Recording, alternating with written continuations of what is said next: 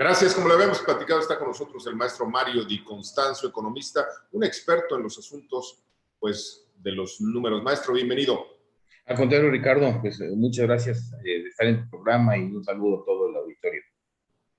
Maestro, pues hace unos días el presidente López Obrador, a respuesta de una de las preguntas que le colocan a modo, dijo que México es una potencia económica. ¿Cierto o falso? No, totalmente falso.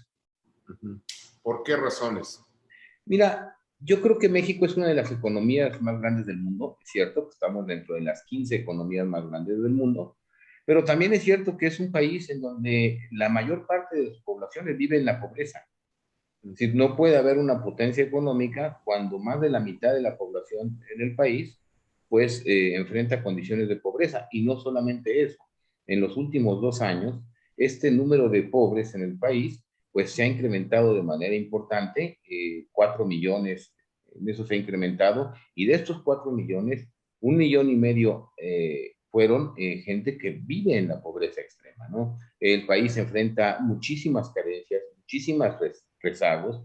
Entonces, no hay que confundir el que exista una potencia económica, es decir, que tenga, que incida, por ejemplo, en el contexto internacional en todos los aspectos, no solamente en los económicos, y confundirlo pues con una economía que, si bien es cierto, es grande, es importante, es una economía pues que no, desafortunadamente, no dicta muchas condiciones comerciales. Somos pues un país que exporta, que tiene preponderancia en el mercado de exportación en algunos bienes, en algunos servicios, pero también es cierto que somos un país que importa muchísimo de lo que consume, ¿no? Entonces, no lo podemos considerar como una potencia, sí como una economía que va creciendo. De hecho, pues no estamos considerados dentro de las 7 potencias, digamos, más grandes del mundo, aunque sí dentro de las economías más grandes. ¿Qué pasa con situaciones como el empleo, como la inversión externa, como la paridad peso-dólar? ¿Esto incide también en esta situación de que somos una potencia? Mira, yo creo que la paridad peso-dólar finalmente es un indicador de qué tan estable puede estar en un momento dado la economía.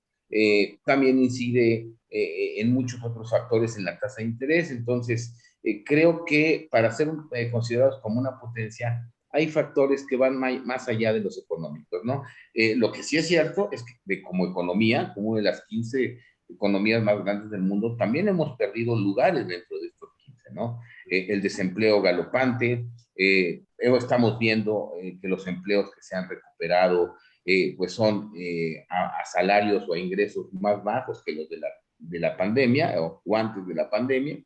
Nada más te daría un dato: en lo que va de esta administración, 4.2 millones de personas han solicitado su retiro por desempleo. Esta cifra no se había presentado en ninguna otra administración. Es una economía que, por ejemplo, importa muchos insumos que son fundamentales para la producción. Entonces, si bien es cierto que hemos mantenido una presencia en las economías más grandes, pues también es cierto que hemos perdido lugares en inversión extranjera, en competitividad. Por ejemplo, dentro de estos 30 meses de gobierno, muchos extranjeros se han deshecho de deuda mexicana. ¿Qué quiere decir esto? Que bonos que tenían, bonos mexicanos, han preferido venderlos y irse a otros países, adquirir otras deudas. Se han vendido o se ha vendido deuda mexicana, o extranjeros han dejado de tener deuda mexicana por más de $500 million de pesos en estos 30 meses de gobierno. Entonces, no son los indicadores, digamos, de una potencia. Es decir, no están creyendo en nosotros como país a futuro, que eso es lo grave. Entonces, si fuéramos una potencia, pues definitivamente que habría flujos muy importantes de inversión extranjera. Los extranjeros quisieran tener deuda mexicana, pues por el potencial que representa esto. Entonces, estamos muy lejos, muy lejos de ser una potencia, desafortunadamente. Ahora, dice el presidente que el tema de la corrupción y la austeridad están funcionando en su modelo. Mira, yo te diría que la austeridad no. La austeridad no.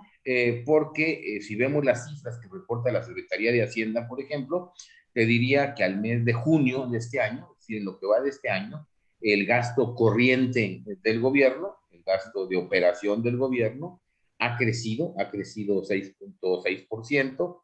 En cambio, la inversión física del gobierno ha mostrado caídas que van arriba del 8%, con un asunto que se ha venido haciendo patente desde principios de la administración. Es decir, es una economía que el ahorro que está reportando, lo está reportando porque se está recortando la inversión pública y eso está incidiendo pues sobre la misma competitividad e infraestructura de la economía. Entonces, austeridad yo te diría que no ha habido. No ha habido esta austeridad malentendida, porque además se ha malentendido. No podemos hablar de un éxito en la austeridad cuando no hay medicinas, por ejemplo, ni tratamientos médicos pues para niños con cáncer y medicinas en general. No podemos hablar de austeridad cuando hay los rezagos en infraestructura educativa y en infraestructura en general, ¿no? Y sobre la corrupción, pues es algo que todavía no está palpable, no es el sentir de las personas. Yo creo que muy buena parte de las adquisiciones que ha realizado el gobierno durante esta administración o durante lo que va de esta administración, pues son, por ejemplo, por asignación directa. Claro. Hemos visto, pues basta revisar lo que señala la Auditoría Superior de la Federación de los diferentes programas, pues para ver que cero corrupción pues no existe, no ha habido este efecto, y ahí están las observaciones de la Auditoría Superior. Claro. Muy bien, si nos permite, vamos a una pausa, volvemos en un minuto. No se vaya, tenemos más.